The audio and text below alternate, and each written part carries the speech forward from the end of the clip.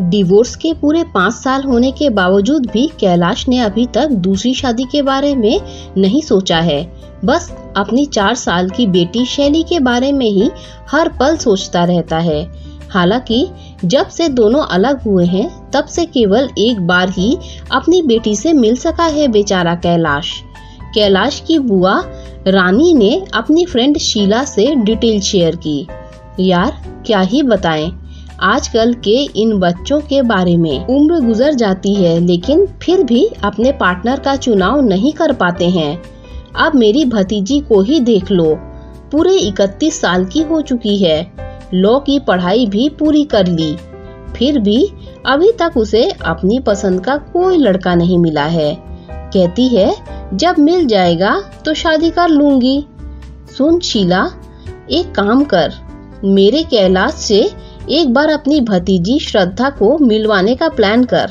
हो न हो ऊपर वाले ने इनकी जोड़ी को ठीक करने की ठान ली हो। रानी ने शीला का हाथ पकड़ के गुजारिश की। तेरे मुंह में घी शक्कर, अगर ऐसा हो जाए तो मेरे बूढ़े भाई की बहुत बड़ी जिम्मेदारी और टेंशन कम हो जाएगी।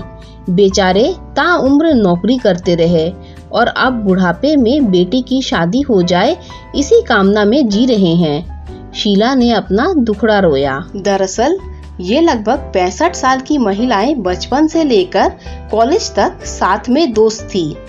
यदा कदा एक दूसरे से मिलने आती जाती रहती थी। आज शीला बड़े दिनों बाद अपनी खास दोस्त रानी के घर उससे मिलने और उसका हाल चाल जानने के लिए आई हुई थी। कैलाश पेशे से बहुत बड़ा आर्किटेक्ट था। वो खुद की एक फर्म चलाता था, लेकिन जब से उसका डिवोर्स हुआ था तब से ही उसने काम पर ध्यान हटाकर मैखाने पर ध्यान ज्यादा लगा रखा था। शहर में उसका जितना नाम अपनी काबिलियत के लिए था, अब उससे बड़ा ज्यादा नाम दारू पीने वाले के लिए होता जा रहा था। उसे उसके घर वाले माता पिता बार बार यही समझाते थे कि दारू और नशे की लत छोड़ के अब अपने बिजनेस और आगे की लाइफ पर फोकस करे और कोई अच्छी सी लड़की पसंद करके जल्दी से शादी कर ले, क्योंकि कोर्ट से तो उसे ग्रीन सिग्नल मिल ही चुका था, उसका डिवोर्स हो ही चुका था। लेकिन घर वाले समझाते समझाते थक चुके थे। उसे चाहिए थी तो बस आस्था। आस्था उसकी डिवोर्स हो चुकी पत्नी का नाम था, जिसे वो कभी हद से ज्यादा प्यार किया करता था। लेकिन कुछ गलतफहमियों ने इतनी जगह बना ली कि दोनों के रिश्ते को तार तार कर दिया और नौबत यहाँ तक आ गई कि उन्होंने कोर्ट के सहारे खुद को अलग करना पड़ा। वे दोनों अलग तो जरूर हो गए, लेकिन अंदर से बिल्कुल कमजोर हो गए। कैलाश तो खुद को संभालने के लिए शराब का सहारा ले लिया था, लेकिन आस्था अपने आंसुओं का डिवोर्स के बाद आस्था को अपने पापा, भाई और भाभी के साथ रहना पड़ा। उसे भाई और भाभी का साथ और प्यार तो कम मिला, लेकिन उनके ताने ज्यादा मिलते थे। लेकिन वो सब कुछ सहकर भी अपनी दुलारी बेटी शैली को इस बात की भनक तक नहीं लगने देती थी कि वो अपने नहीं बल्कि खैरात के घर में रहती है। उसे अगर रोना होता तो वो अपनी बेटी के पीछे रोती थी। उसके सामने खुद को एक स्ट्रॉन्ग सिंगल पेरेंट की तरह पेश करती थी। उसके पापा की पेंशन इतनी नहीं आती थी कि वो अपनी बेटी की जरूरतों को पूरा कर सके। इसीलिए अब आस्था को लगने लगा था कि शैली भी पढ़ेगी, उसके लिए भी पैसों की जरूरत होगी।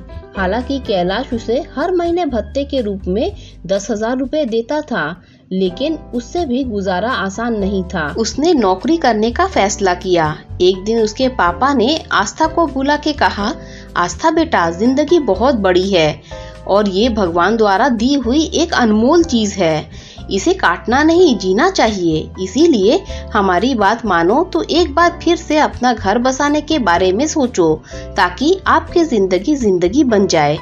अपनी आंखों में आंसू लिया आस्था ने कहा, पापा, हम एक बार ही जीते हैं, एक बार ही मरते हैं और प्यार भी एक बार ही करते हैं। ये सब मैंने अपने हिस्से का कर लिया है।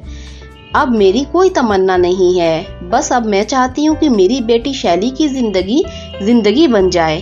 और कुछ नहीं। आस्था के पापा बस अपने आंसू पोंछते और आंखें मलते रह गए। उन्होंने एक अंतिम प्रयास किया और कहा, हमारे लिए ना सही, अपनी स्वर्गीय माँ के वास्ते ही सही, क्योंकि मैंने उनसे वादा किया था कि तुम्हारे बाद मैं अपनी बेटी को कभी भी कोई दिक्कत नहीं आने दूंगा। ज्यादा कहने पर आस्था मान तो गई, लेकिन उसकी एक शर्त थी, उसे फोर्स नहीं किया जाएगा, वो अपनी मर्जी से ही करेगी। आस्था के पापा ने अपने दोस्तों और कुछ मीटिंग साइट्स की मदद से कुछ रिश्ते रेडी किए और उनके साथ आस्था की मीटिंग फिक्स करवाई, लेकिन आस्था को कोई भी पसंद नहीं आ रहा था। हालांकि उनकी अलग अलग वजह थी। एक दिन आस्था के पापा ने आस्था को एक और मीटिंग के बारे में बताया और उसे मिलने के लिए राजी किया। आस्था को जहां मिलने जाना था, ये आस्था की फेवरेट जगह में से एक थी। उसे ज्यादातर अपने दोस्तों या फिर अकेले में क्वालिटी टाइम के लिए आउटडोर खुले में जाना पसंद हुआ करता था। बताई हुई जगह पर मरीन ड्राइव पर पहुंचकर चिर परिचित अंदाज में आस्था अपने इंसान का इंतजार कर रही थी। वो बार बार अपनी घड़ी में देख रही थी। फिर उसने पीछे मुड़कर देखा तो जिस पत्थर से टिक कर वो खड़ी थी, ठीक उसके पीछे एक इंसान बैठा उसका इंतजार कर रहा था। जैसे ही दोनों की नजरें टकराई, आंसू निकल गए और आस्था बिना कुछ कहे वहां से जाने लगी। आस्था, आज तुम्हारी मीटिंग मेरे साथ ही है, क्या तुम 10 मिनट दे सकती हो? जाते हुए आस्था के कानों में ये आवाज गूंजी। उसने पीछे मुड़कर फिर से देखा, कहीं मेरी आंखें धोखा तो नहीं खा रही। वो स्तब्ध खड़ी रह गई। उसे अपनी आंखों पर भरोसा नहीं हो रहा था। उसकी टांगे जवाब दे रही थी। उसे अपना भार पृथ्वी के भार के बराबर लग रहा था। बस उसके मुंह से एक ही आवाज निकली, कैलाश तुम?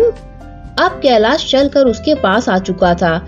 उसे अपनी बाहों में भर तो लेना चाह रहा था, लेकिन अभी वो न तो उसकी पत्नी थी न माशूका। उसने आगे की हुई अपनी बाहें वापस पीछे कर ली और आस्था को वापस उसी जगह बैठने को कहा। कुछ पल सोचने के बाद आस्था मान गई और 10 मिनट की बातचीत के लिए राजी हो गई। जब से तुमसे दूरी बनी है, मेरी जिंदगी ही बदल गई है। मुझे अब जिंदगी नहीं बोझ लगने लगी है। मुझे हर शाम को तुम्हारे हाथों की हेड मसाज याद आती है। कैलाश और भी कुछ कहना चाह रहा था, लेकिन आस्था ने उसे रोक दिया। हमारे पास केवल 10 मिनट हैं। मैं चाहती हूँ इसमें रोने धोने से अच्छा कुछ और बात की जाए।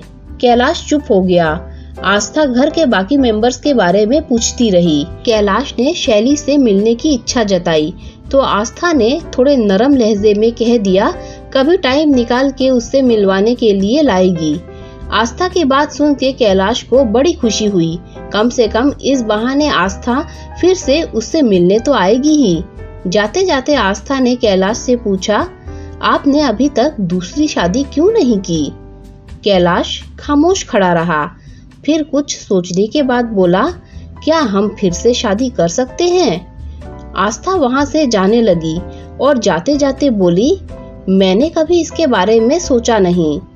एक बार सोच के जरूर देखना, शायद इरादा बदल जाए, कैलाश ने कहा। घर पहुंच के आस्था ने पापा से पूछा, पापा क्या आपको पता है कि वो लड़का कौन था जो मुझसे मिलने वाला था? अपना चश्मा उतारते हुए पापा ने जवाब दिया, हाँ मुझे पता था, वो कैलाश था। पापा जब आपको सब कुछ पता था, फिर भी मुझे बिना बताए उसके साथ मिलने को क्यों भेज दिया? पापा की आंखों में आंसू थे। उन्होंने कहा, बेटा इस उम्र में मैं नहीं चाहती कि मेरी बेटी फिर से नई शुरुआत करे, जो गलतियां हो गई उन्हें फिर से दोहराए। बच्चा, हमारे जमाने में डिवोर्स जैसे शब्द नहीं हुआ करते थे। गलतियां होती थी, लेकिन लड़ झगड़ कर शाम को वापस अपने हमसफर के पास ही आना होता था। इसीलिए मैंने फिर से वही कोशिश की। शायद एक बार नजदीक जाके देखो, हो सकता है सालों के गिले शिकवे फिर से नए रिश्ते का रूप ले ले। आस्था ने गदगद होते हुए अपने पापा को गले लगा लिया और थैंक यू कहा। पापा, मैं आज कैलाश से 10 मिनट मिली। आज मुझे उसमें वो पुराना कैलाश नजर ही नहीं आया।